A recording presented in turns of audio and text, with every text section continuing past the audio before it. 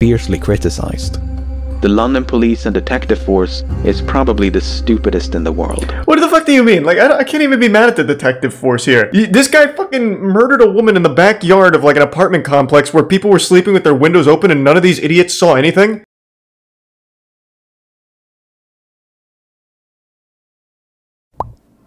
Just let me know. No, can't say I've seen that, James.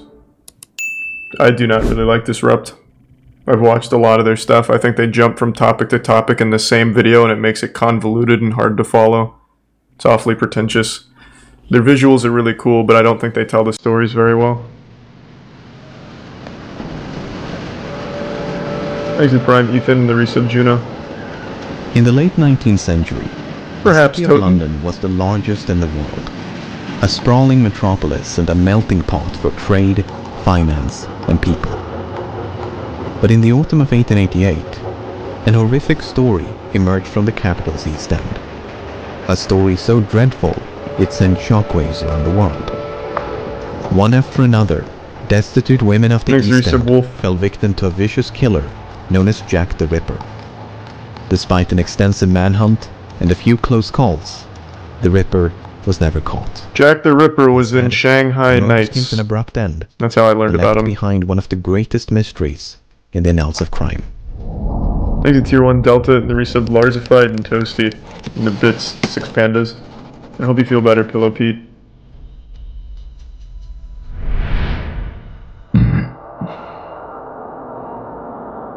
In the East End of London, there's a district known as Whitechapel. In the late 19th century, Whitechapel was known for its overcrowded slums, where many of the capital's poor and unemployed had taken refuge. Day and night, an army of policemen would constantly patrol this labyrinthine network of dim-lit streets, courts, and alleys. One such place was a narrow passage known as George Yard. Near the north entrance of this passage was a residential complex known as George Yard Buildings.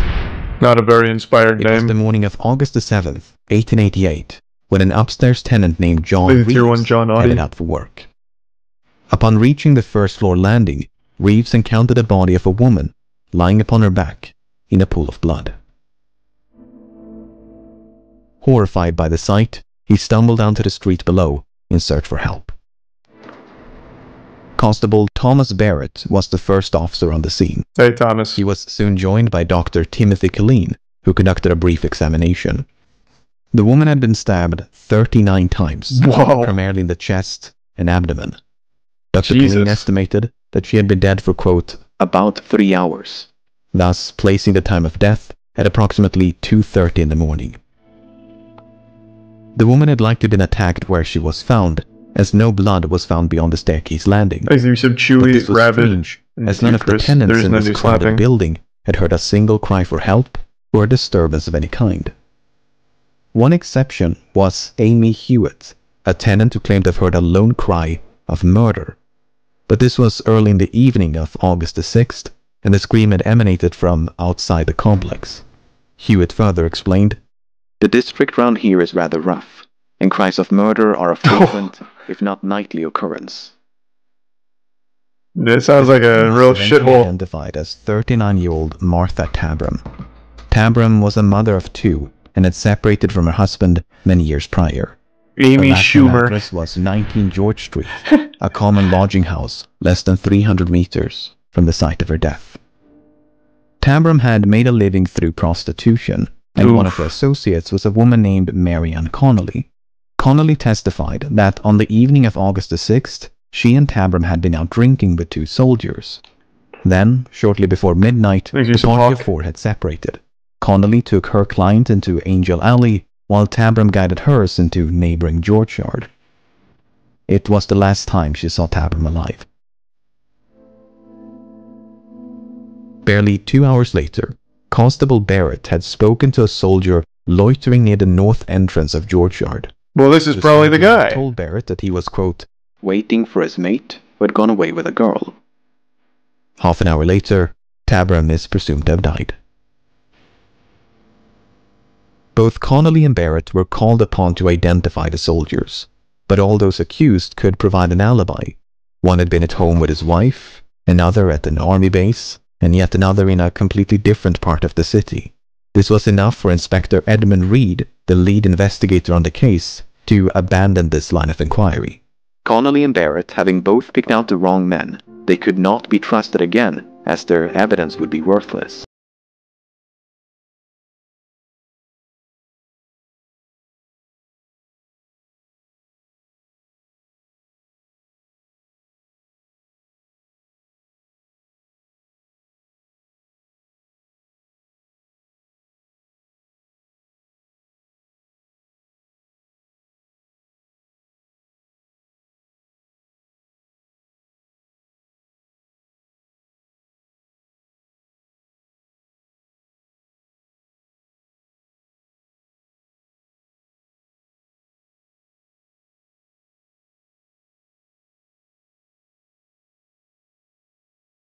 Expected it to be, I'll tell you that much.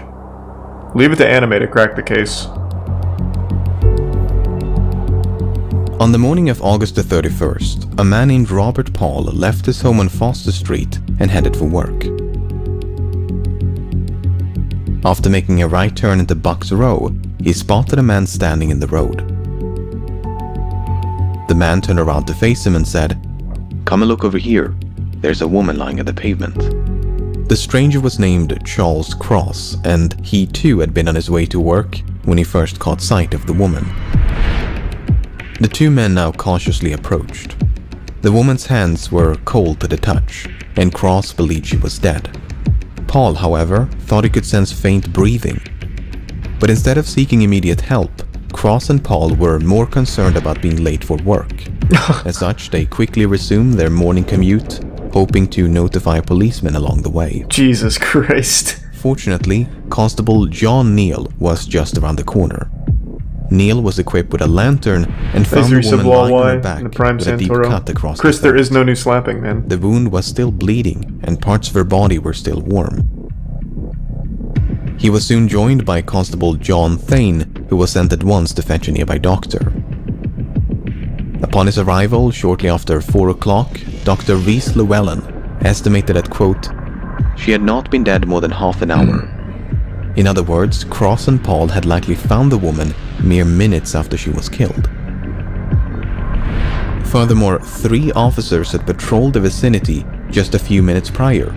Constable Neal had last inspected Bucks Row at approximately 3:15. So too had Sergeant Henry Kirby, whereas Constable Thane had merely passed the end of the street, none of whom had seen nor heard anything amiss. Upon the body's removal to the mortuary, a shocking discovery was made. Caramel and Apart Cooper. from 2 incisions in the throat, the woman had also been, quote, Disemboweled. no organs had been removed, but Dr. Llewellyn found, quote, Several incisions running across the abdomen. he also believed that the killer possessed, quote, Some rough anatomical knowledge, for it seemed to have attacked all the vital parts. The victim was quickly identified. Her name was Mary Ann Nichols, and she had turned 43 just 5 days before the murder. Nichols had at least 6 children, and her last known address was a common lodging house at 56 Flower and Deed Street. Oh, and that's not happening, punks. On the That's night of her sweet. death, Nichols had been turned away from a lodging house on Thrall Street as she lacked the funds to pay for a bed. Seeking to raise the money through prostitution, Nichols had then ventured down Osborne Street before meeting her friend, Ellen Holland. The two of them shared a brief exchange, but Nichols was visibly drunk. When they parted ways around 2:30, Holland saw Nichols staggering eastward along Whitechapel Road. Man, they really cover a lot of ground. She was found dead. Apart from the body itself, the killer had left nothing in their wake. No blood trail, no murder weapon, no witnesses. Inspector Joseph Helson, the lead investigator on the case, stated that, quote, Not an atom of evidence can be obtained to connect any person with the crime. While the Nichols case ground to a screeching halt, its similarities with the Martha Tabram case had not gone unnoticed. In Even both their cases, sketches the are attack similar. had been needlessly ferocious, and there was no discernible motive. Both victims were prostitutes of roughly the same age and moved in the same circles. The only Thanks, bitch, meaningful Bob. difference was their injuries. Tabram had been repeatedly stabbed, whereas Nichols suffered multiple slash wounds. Differences aside, the prevailing assumption was that the same deranged individual had committed both murders, a conviction that would only grow stronger in the days that followed. Thanks to the bits, Y2K.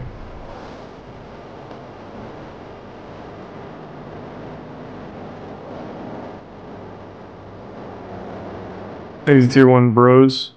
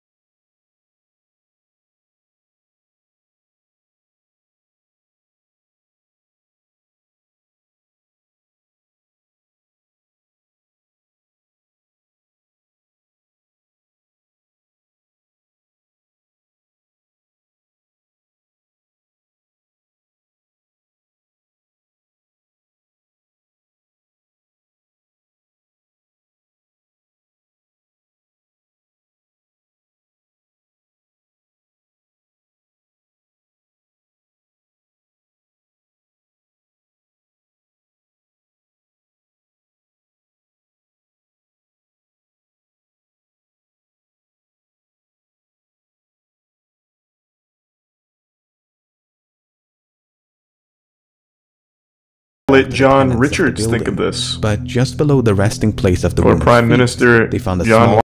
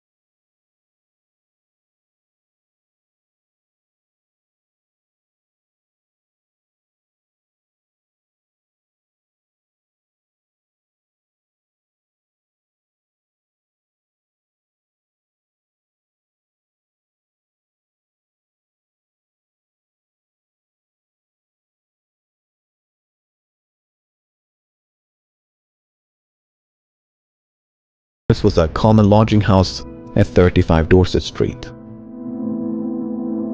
On the night of her death, Chapman had been denied accommodations as she lacked the funds to pay for a bed. She was escorted off the premises by the night watchman, who then saw her vanish into a nearby alleyway. What happened to Chapman over the next few hours, nobody knows. Her whereabouts during this time is a complete mystery. But unlike the two previous cases, a witness in the Chapman case might have caught a glimpse of the killer. Oh! At 5:30 on the morning of Can they draw them? 8th, a woman named Elizabeth Long spotted a man and a woman conversing outside 29 Hanbury Street. Long was positive that the woman she'd seen was Annie Chapman, but the man had stood with his back towards Long, so she never saw his face. Useless. Long did, however, manage to overhear a fragment of their conversation. The man had posed the question, Will you? To which the woman responded, Yes. Ah, wow, nice. He's in. Now, a lasting point of contention in the Chapman case is the time of death. According to Dr. Phillips, when he arrived at 6:30, Chapman had been dead for, quote, at least 2 hours. That would place her death at around 4:30. But according to Long, she saw Chapman alive a full hour later. Then there's the testimony of John Richardson. Richardson was the son of one of the tenants in the building. At 4:45, he made a routine checkup on the door to the basement, which had previously suffered a break-in. When he found it secure, he sat down on the backyard steps to trim a piece of leather from his boot. Even though he sat mere centimeters from the murder site, Richardson did not see a body. He was adamant on this point. Well, yeah, it would have been hard to Failed miss. to notice the deceased if she had been there. It would have been really, really hard to muddle miss the that timeline somehow. even further, there's the testimony of Albert Kadosh. About 20 minutes past 5, Kadosh had gone through the backyard of 27 Hanbury Street when he heard voices coming from nearby. They were barely audible, however, and Kadosh had only made out the word "no." A few minutes later, he heard something falling against the wooden fence dividing the 2 yards. Why wouldn't he check There's that no out? one way to untangle this web of contradictions, but Dr. Phillips did concede the possibility that he'd miscalculated. That, quote, The coldness of the morning and the great loss of blood had skewed his opinion, which was largely based on the warmth of the body. So, presuming that Dr. Phillips did miscalculate, and the recollections of Long and Kadosh were off by a few minutes, that would place Chapman's death at around 5:30. Is that super helpful information in this case, though? I feel like that isn't this really going to help The very dim much. light of dawn would have provided the tenants of 29 Hanbury Street an unobstructed view of the murder site, some of whom had even slept with their windows open. In spite of this, the killer managed to evade detection and even made time to arrange the victim's possessions. Yeah, it's extremely lucky, I guess.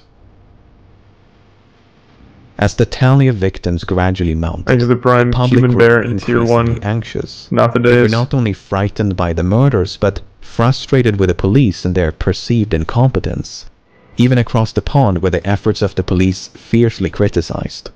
The London police and detective force is probably the stupidest in the world. What the fuck do you mean? Like, I can't even be mad at the detective force here. This guy fucking murdered a woman in the backyard of like an apartment complex where people were sleeping with their windows open and none of these idiots saw anything? More like London has the dumbest tenants in the world. Like, how do you miss that? And a guy even allegedly heard the body hit the fence and then didn't bother to check. It's absolutely not the police's problem that everyone there is fucking stupid. I don't blame them at all. They've done nothing wrong so far. What these mocking quotes and illustrations failed to capture were the overwhelming odds stacked in favor of the perpetrator. The police were up against someone who seemingly struck without motive, someone who left no murder weapon and few witnesses. On top of that, the East End was severely overcrowded, while the police were understaffed. I feel bad for the As police. one newspaper put it, A man in the East End of London is a grain of sand, as invisible and almost as much beyond identification amid the masses. at no point would this become more apparent than during the events of September the 30th.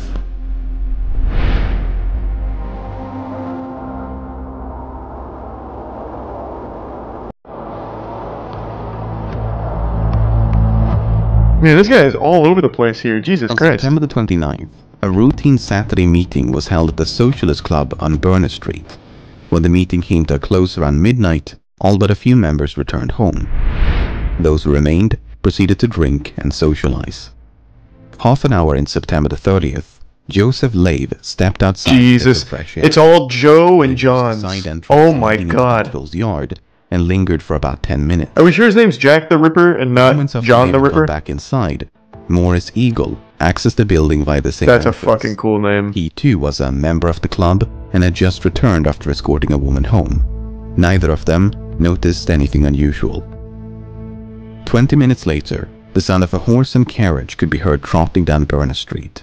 The driver was Louis Diemschutz, the steward of the Victory clubhouse. Subnochi. When Diemschutz drove into Dutville's yard, his pony abruptly veered to the left. When he looked down to his right, he thought he could discern something in the darkness. Diemschutz stepped down from his barrel, and after lighting a match, could see a woman lying on her side against the wall. How would you not Nothing immediately unusual see was, that? quote, Drunk or dead? Diemschutz rushed inside the club to check on his wife. When he found her safe and sound, he alerted the other members, and a small crowd soon gathered outside. No light? Is They it could so now it's see pitch that black the there? throat had been, quote, Fearfully cut. Even in pitch That's black, I feel like you'd see that. Blood Like, was trickling down. much more obviously. Eagle, Deemschutz, and a few others promptly dispersed to find a policeman. While a growing crowd of bystanders waited no for moonlight. I guess without arrive, moonlight, there it's was possible. no sign of the perpetrator. I didn't think of no moonlight.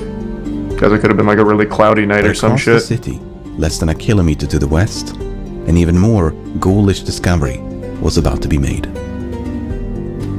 At 1:30 of the same morning, Constable Edward Watkins patrolled an open space known as Mitre Square. Watkins' beat would take him through the square about once every 13 minutes, and on this occasion, it was deserted. But in the time it took Watkins to complete another rotation, Mitre Square was turned into a crime scene. I next came in at 1:44. I turned to the right. I saw the body of a woman lying there on her back. I saw her throat was cut and her bowels protruding. The stomach was ripped up. She was lying in a pool of blood.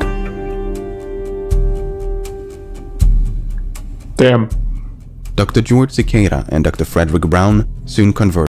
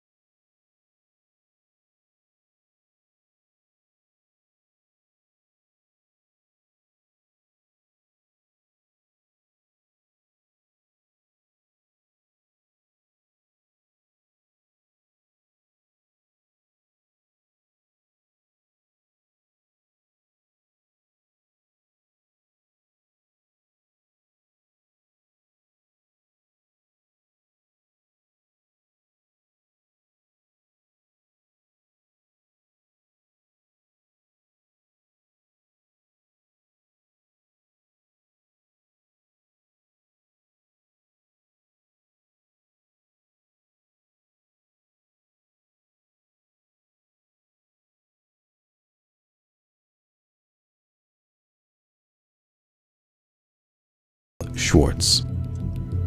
About 1:45, Schwartz had been walking down Burness Street. As he came up on Dutville's yard, he witnessed a man throwing a woman to the ground in front of the entrance. The woman had, quote, he didn't try and help? 3 times, but not very loudly. Schwartz would later identify this woman as Elizabeth Stride. Schwartz did not try to intervene, but opted instead to simply cross the street.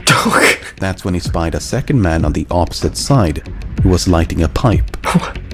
Alright, Israel. The woman then appeared to address the second man by shouting the name Lipsky. The pipe smoker then proceeded to follow Schwartz before eventually breaking away. When taken at face value, this story appears to suggest that the killer had an accomplice by the name of Lipsky. This was indeed the interpretation of some government officials. But Inspector Frederick Abeline, one of the lead investigators on the case, had a very different interpretation. You see, the name Lipsky had gained notoriety in 1887 when a Jewish man by the name of Israel Lipsky was convicted of murder. Owing to the publicity of that case, the surname Lipsky had become an anti-Semitic slur. Abeline therefore deduced that the man who shouted Lipsky was directing an insult at Schwartz, who was described as having a quote, strong Jewish appearance. The man with a pipe, meanwhile, may have been an innocent passerby who became frightened along with Schwartz. Whether Abeline's interpretation is correct, so they didn't try and help at all? This man, nevertheless, Schwartz's account is compelling. Straight up throws the woman down, getting ready to murder her, and they just walk by? Elizabeth Stride was attacked. Fucking rough. Thanks, Risa, Morthar, Swifty, and Trust A large crowd of spectators had ascended upon the They could have at least started yelling, like, ah! By their ooh, ah! Don't kill her! Body. The post-mortem revealed that the killer had extracted a few organs, including the womb and left kidney. According to Dr. Brown, this extraction required, quote, a good deal of knowledge, which he likened to that of a butcher. By contrast, Dr. Cicada did not find any signs of, quote, great anatomical skill. The woman in Mitre Square was identified as 46-year-old Catherine Eddowes. Eddowes had at least 5 children, but after escaping her abusive husband, she had become estranged from her family. Her last known address was a common lodging house at 55 Flower and Dean Street. On the night of her death, Eddowes had been out drinking. She got so drunk that around 8:30, she was found lying on the sidewalk in Aldgate High Street, surrounded by a crowd. Glad you liked it, Nash. The commotion attracted a few officers, who then escorted Eddowes to a nearby police station. There, she remained locked in a cell until 1 o'clock in the morning.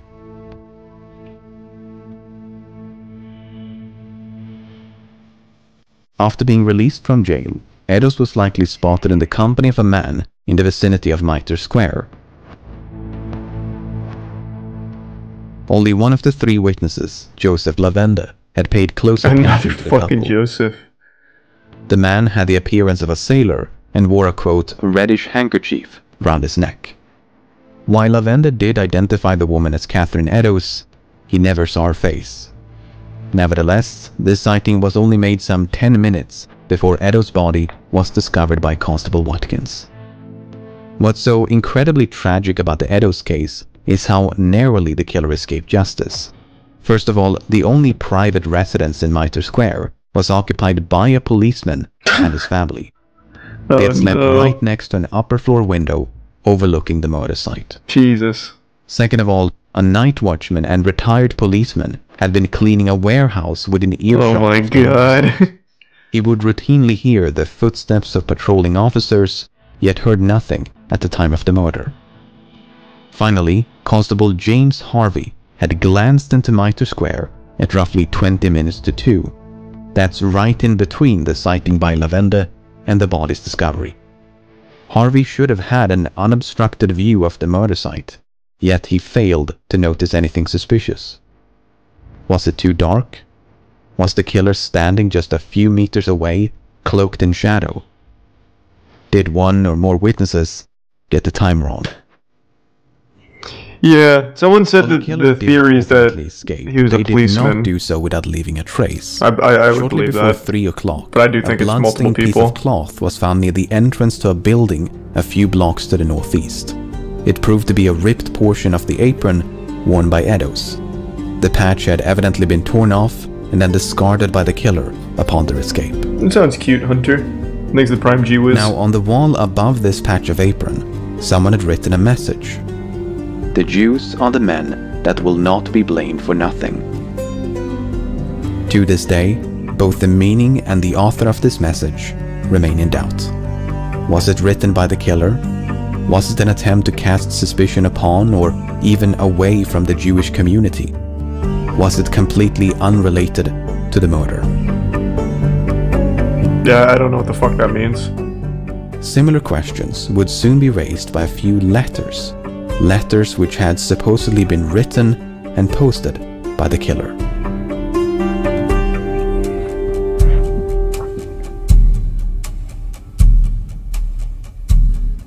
Three days before the murder of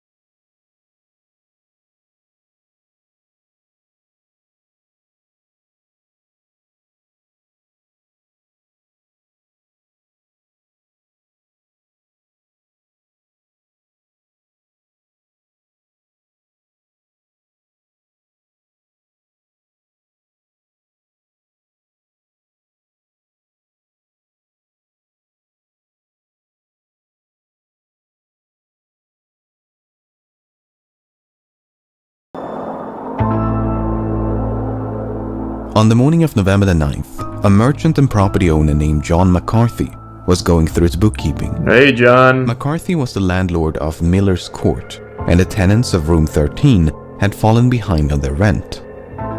McCarthy sent at once for his assistant, Thomas Boyer, to collect the money at 11:15.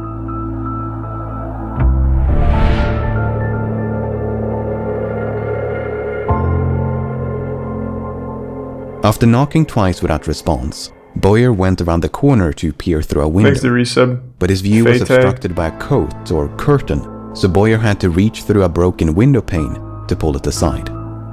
That's when he saw the severely mutilated body of a woman lying upon a bed in the corner of the room. Miller's court was soon crawling with police, but the door to room 13 was locked and had to be forced open with a pickaxe. What they found inside was truly the stuff of nightmares. The sight we saw, I cannot drive away from my mind. It looked more like the work of a devil than of a man.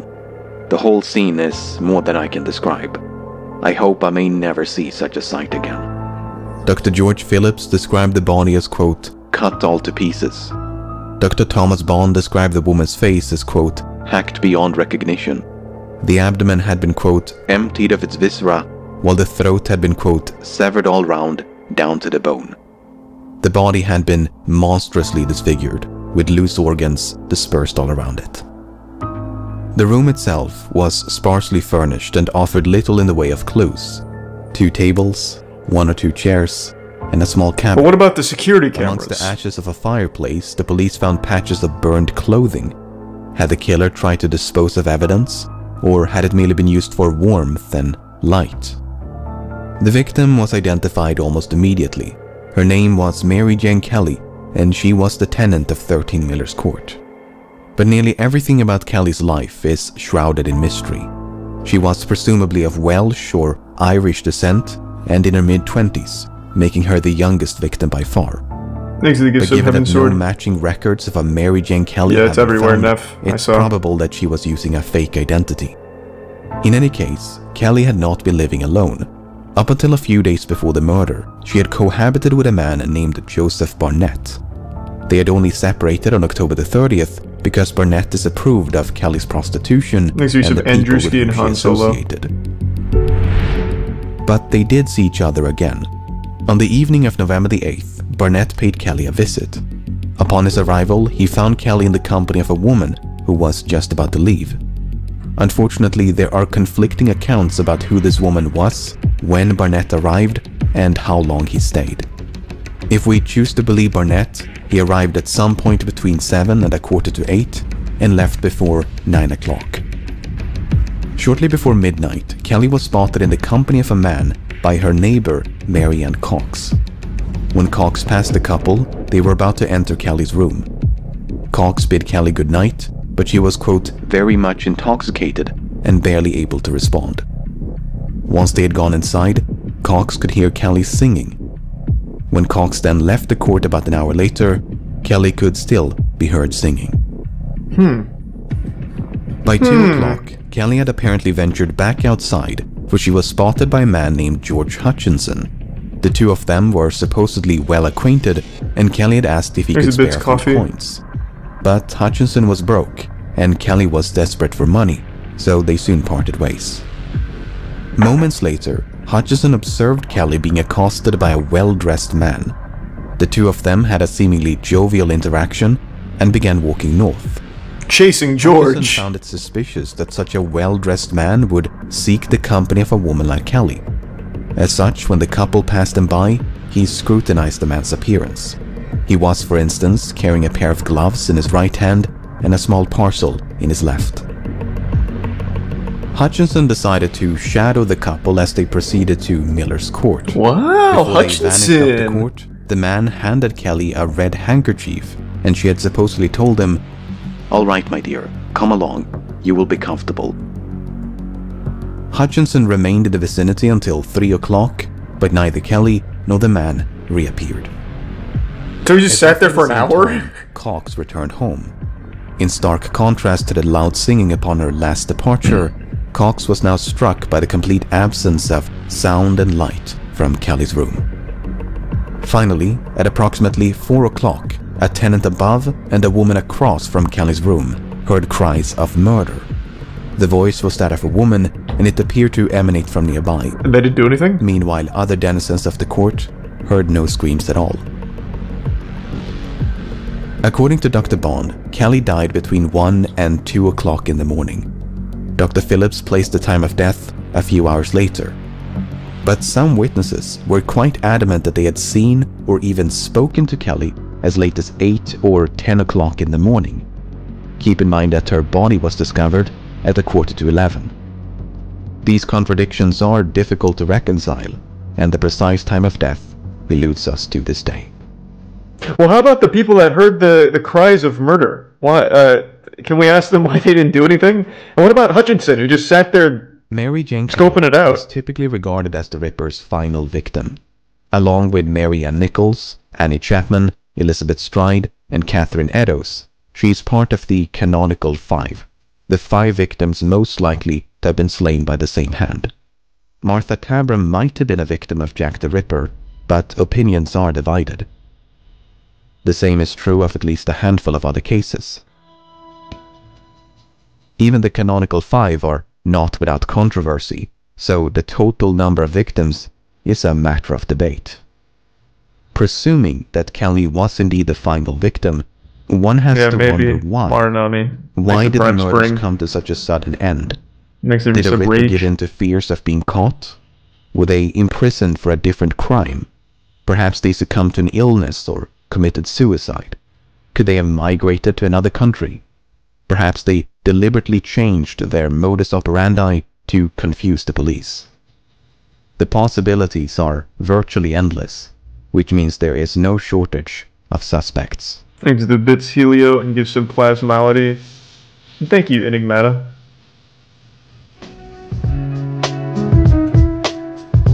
Following the murder of Mary Ann Nichols, a rumor began to circulate that someone called Leather Apron was in the habit of abusing prostitutes. The name quickly made its way into the press, and soon enough it became synonymous with the killer. In fact, Leather Apron was the predominant pseudonym before Jack the Ripper. But the man identified as Leather Apron was soon cleared of all suspicion. His real name was John Picer, and he was in a different part of London on the night when Nichols was attacked. This misguided manhunt is somewhat emblematic of the whole investigation. The police pursued even the most tenuous of leads due to a lack of evidence, and they should have just hung out at prostitutes' places. They interviewed thousands, investigated hundreds, just post up like an officer at the main prostitute hotspots. In the words of Inspector Frederick Abeline, "Theories. We were lost almost in theories. There were so many of them." In an effort to narrow down the search, the police used a primitive form of criminal profiling. The idea was to analyze the available evidence to try and gauge what sort of person had committed the crimes. This profile was prepared by Dr. Thomas Bond, and he described the Ripper as a strong, middle-aged man with an inoffensive appearance who dressed respectably. Bond's most controversial Jesus, who is that one? Peter Pan? Possessed, quote, "No scientific nor anatomical knowledge."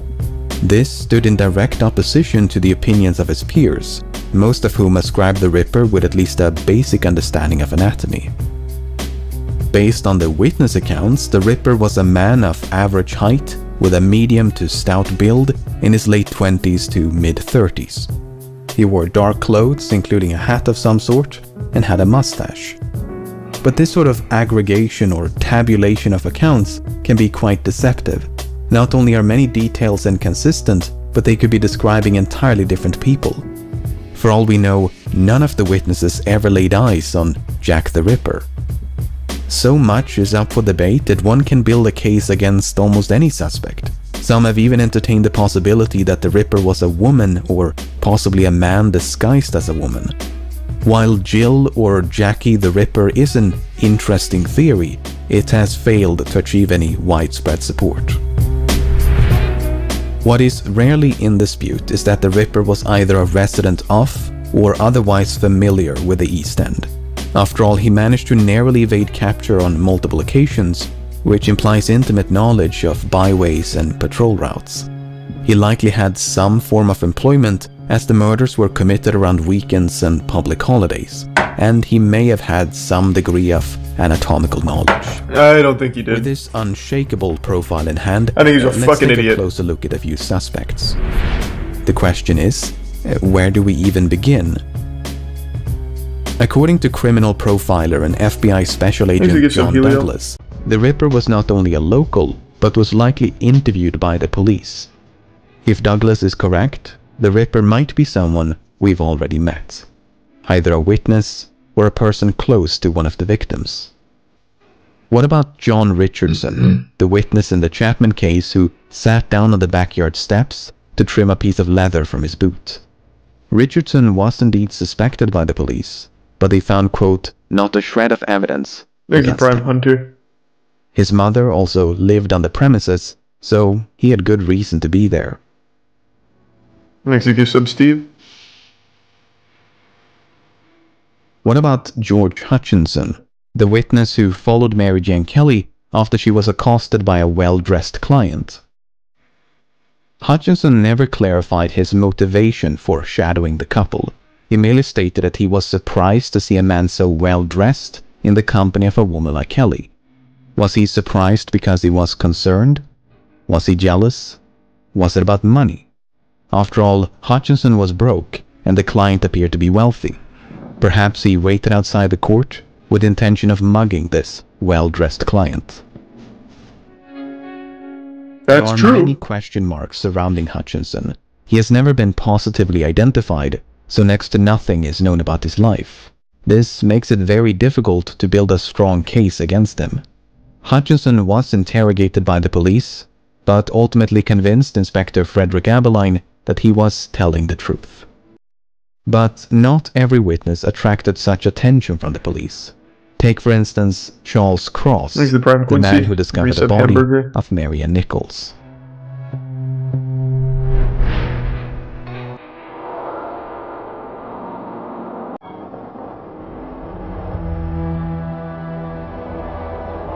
Of course, there's still slapping. On the It's just morning there's of no new August ones the yet. 31st, Thanks to Charles Resub TV Cross beatdown. left his home on Dovton Street and headed for work. When he turned into Bucks Row, he happened upon the body of Marian Nichols. Moments later, he was joined by Robert Paul, and events transpired as previously described.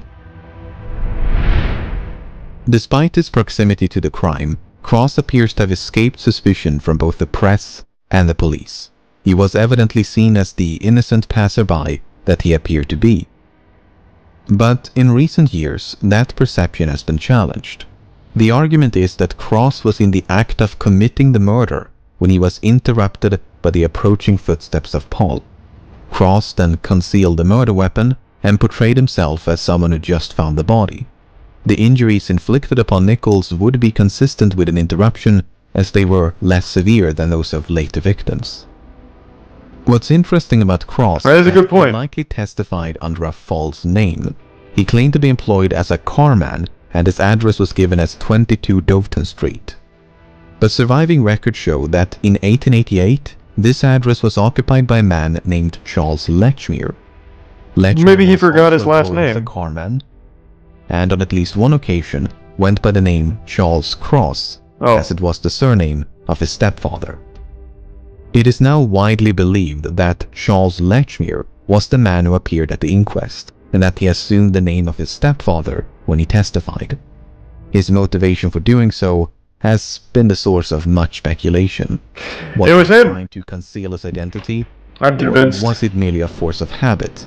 After all, contemporary examples of people doing the exact same thing are not difficult to find.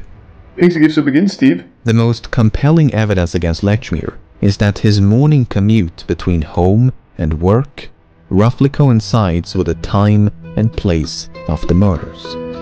That's definitely this fucking Except guy. for the murders of Elizabeth Stride and Catherine Eddowes, who Yeah, but they're were not killed far. on Sunday, the only day when Lechmere would have been free from work.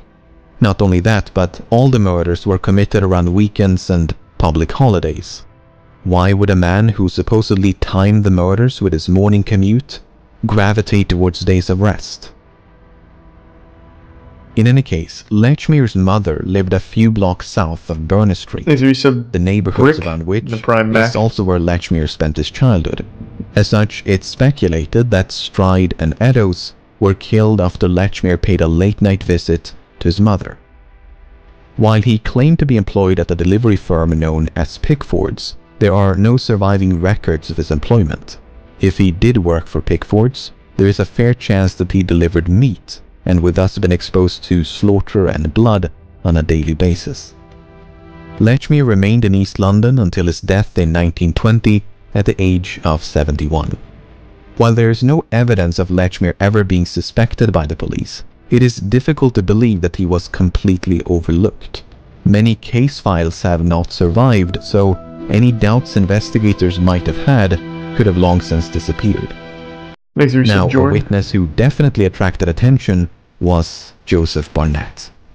Yeah, but it was Charles Cross. I believe it was Charles Cross. In fact, I know it was. After hearing that, nothing else could convince me otherwise. Until Lamino makes a great case for Joseph Barnett. Was the man who lived with Mary Jane Kelly up until a few days before the murder. He and Kelly had supposedly met around April of 1887, and they eventually moved to 13 Miller's Court. Barnett was employed as a fish porter, but for reasons unknown, he lost his job between July and August of 1888.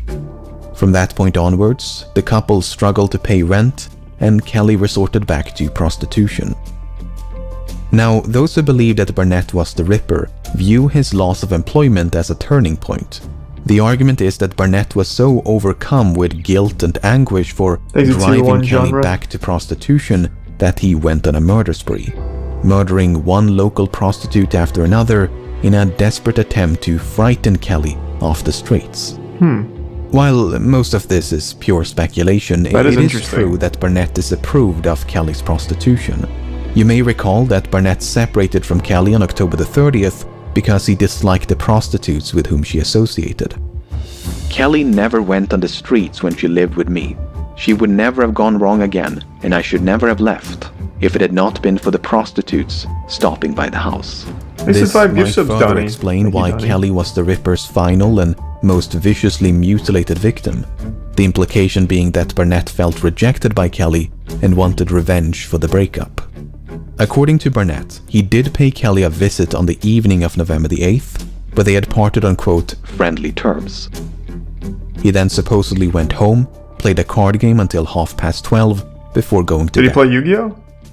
Now, Kelly is presumed to have died in the early hours of November the 9th, so Barnett could have returned to Miller's Court sometime after midnight. While the police did subject him to 4 hours of interrogation, Barnett was ultimately released without charge. Thanks a gift of Disraeli. The bit Steve. Then there's the matter of the locked door. When the police arrived at Miller's Court, they had to force the door open with a pickaxe. This raised an important question. How did the killer lock the door behind him? According to Barnett, the key to room 13 had been missing for some time. Because of this, he and Kelly would quote, open the door by reaching through the broken window. The door was said to be equipped with a quote, catch lock, and evidently locked itself upon being closed. If that's true, mystery solved. But even if the door was not self-locking, there's still an obvious solution. All the killer would have had to do is observe Kelly using the window trick and then employ that same technique to fasten the door upon leaving. But those who favor Barnett as the Ripper offer yet another solution. The key never went missing. Instead, Barnett is said to have stolen the key and then used it on the night of the murder. These solutions are all equally valid, and it's impossible to know which one is correct. Yeah, but it's Charles Cross. There is a slight variation of this theory which states that Barnett did murder Kelly, but was not the Ripper. Instead, he merely emulated the Ripper to deflect attention away from himself. Once again, this is pure speculation, but the murder of Kelly did somewhat differ from the rest, in that it was committed indoors. Barnett remained in the East End until his death in 1926 at the age of 68.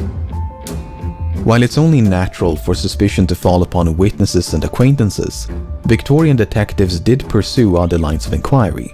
One prominent theory was that the Ripper suffered from insanity, and a prime suspect in that category is Aaron Kosminski. Who? We haven't heard that name yet. Have we? I don't remember Kosminski. The Whitechapel murders investigation was overseen by numerous high-ranking officers within the Metropolitan Police. One of them was Assistant Commissioner Robert Anderson. Upon his retirement, Anderson repeatedly and unequivocally stated that Jack the Ripper had been identified. There was no doubt whatever as to the identity of the criminal. Without disclosing the name of the suspect, Anderson described him as a, quote, low-class Polish Jew who was, quote, safely caged in an asylum. He'd been identified by a witness who was described as, quote, the only person who ever had a good view of the murderer. This unnamed witness had supposedly refused to testify because the suspect was, quote, a fellow Jew. I am almost tempted to disclose the identity of the murderer, but no public benefit would result from such a course. While Anderson never revealed the name of the suspect, his colleagues were a bit more forthcoming. Chief Inspector Donald Swanson revealed that his surname was Kosminski. Thank you, Donald. Yet another high-ranking officer, Melville McNaughton, described Kosminski as a homicidal and misogynistic resident of Whitechapel. Surviving records show that an Aaron Kosminski was admitted to a psychiatric hospital in 1891. Aaron was indeed from Poland, he was Jewish, and had lived in Whitechapel. He suffered from auditory hallucinations and a paranoid fear of being fed by others. He was trained as a barber, but had, quote, not attempted any kind of work for years. Thanks to Resub Hexmania. It's unclear when his mental health began to decline, but upon being institutionalized, Aaron was deemed to be harmless. He was, quote, quiet and well-behaved, and, quote, apathetic as a rule. Only on rare occasions would he get, quote, excited and violent. However, before his confinement, Aaron had once threatened his sister with a knife. The case against him largely hinges upon the claims made by Anderson, Swanson, and McNaughton, especially the claim that an unnamed witness identified a suspect named Kosminski. There had to be a witness at some point here. That suspect These murders were committed in front of fucking apartments. With Aaron Kosminski. For instance, McNaughton stated that the suspect had been, quote, removed to a lunatic asylum about March 1889. Aaron was first confined in 1891. Swanson wrote that the suspect had been, quote, sent to the asylum and died shortly afterwards. Aaron was still alive at the time and spent nearly 3 decades in psychiatric care. As such, it is possible that the suspect Kosminski was someone other than Aaron Kosminski. It's also possible that these inconsistencies were mere lapses in memory. After all, these events were recounted years or even decades after the fact, and McNaughton even confessed to writing solely from memory. Thanks, Resub Chad. Regardless of the suspect's true identity, Anderson was the only one who seemed convinced of his guilt. McNaughton ultimately favored a different suspect and stated that, quote, many homicidal maniacs were suspected, but no shadow of proof could be thrown on any one. Inspector Edmund Reed was of the same opinion. Now we have Sir Robert Anderson saying that Jack the Ripper was a Jew. That I challenge him to prove. I challenge anyone to prove that there was a tittle of evidence against man, woman, or child. So when Anderson wrote that there was, quote, no doubt whatever as to the identity of the criminal, he merely expressed his personal opinion. There was in fact ample doubt and no consensus amongst the police. But in recent years, Aaron Kosminski has been resurrected as a prime suspect due to a controversial DNA analysis. Oh. Okay, so back in 1888, Acting Sergeant Amos Simpson they found his old cum sock? Stolen a blood-stained shawl from the crime scene of Catherine Eddowes. This shawl was then passed down from one generation to the next. Why? Before being submitted for DNA testing in 2011. DNA samples were extracted from the shawl and then compared against maternal descendants of Eddowes and Kosminski. What? In both cases, it was a match. If the subsequent news coverage is to be believed, the mystery has now been, quote, definitively solved. Aaron Kosminski was Jack the Ripper.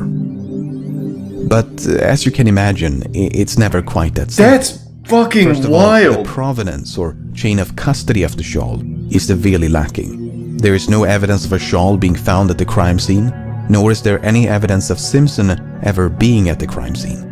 Furthermore, a destitute woman like Eddowes is unlikely to have owned such an expensive item.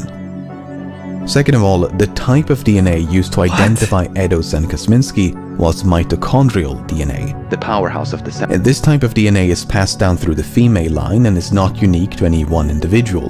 Thousands can share the same mitochondrial DNA, which means it can't be used to pinpoint a specific person. In the words of a geneticist, based on mitochondrial DNA, one can only exclude a suspect. So to say that the mystery has been definitively solved is widely inaccurate. There's still plenty of room for doubt. So, to recap, a suspect named Kosminski was identified by an unknown witness. This was enough to convince at least one senior officer of his guilt. That suspect may have been Aaron Kosminski, a man who was largely non-violent but once threatened his sister with a knife. Aaron can neither be incriminated nor eliminated by the DNA evidence. He spent the rest of his life in psychiatric care and died in 1919 at the age of 53. Kosminski was not the only suspect advanced by a high-ranking officer. A completely different suspect who still falls into the same category is Francis Tumblety. Damn, that guy looks cool.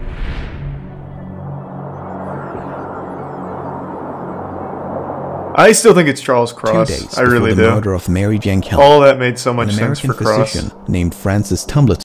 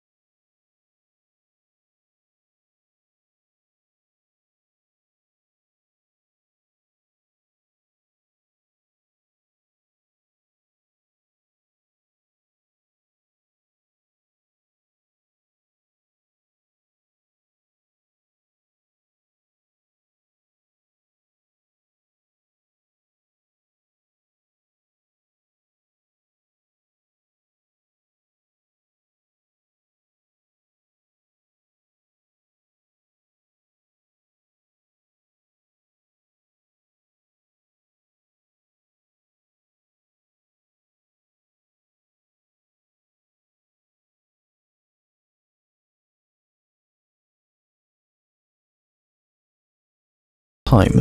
By his own admission, he roamed the streets of London until he became familiar with every part of it. It's been weeks, no He reply. advertised I know that's himself as wrong because the great posters would have only American got there doctor about a week and had ago. a few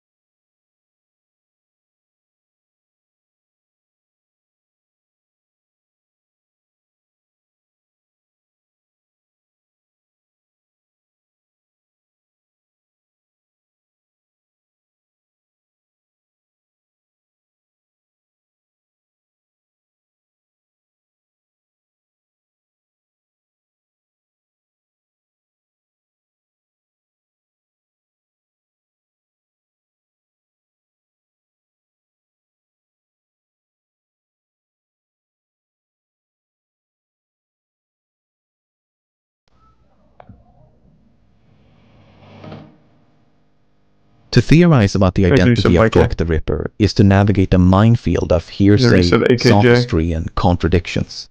Entire encyclopedias have been dedicated to the compilation of suspects, and with every passing year, they seem to grow ever more expansive. Even though there are hundreds of potential suspects, only a dozen or so are worth more than a brief consideration. Some of the more sensational contenders include famous authors and artists, as well as high-ranking officers. I better see James Corden on here as a suspect. But these grand conspiracies and elaborate deceptions seem hopelessly contrived against the sheer simplicity of a suspect like Charles Lechmere, an unassuming delivery man on his way to work. I really think it's Charles Cross, yeah. I remain unconvinced that Jack the Ripper has even been identified as a suspect. The few covered in this video are probable candidates, but it's still possible to make persuasive arguments against them. The same is true of all those left out by necessity. None of them can offer anything more than ambiguity and circumstance. With a suspect pool in the hundreds, that might seem improbable. But London was the largest city in the world, home to the largest port in the world. It was a city of millions, with a large population of poorly documented drifters. It's not difficult to imagine one lowly sailor, butcher, medic, soldier, barber, merchant, porter, clerk, blending into the slums of Whitechapel like a grain of sand. God, that was good. But we all know it was Charles Lechmere. I think we can all know. The intellectuals will know.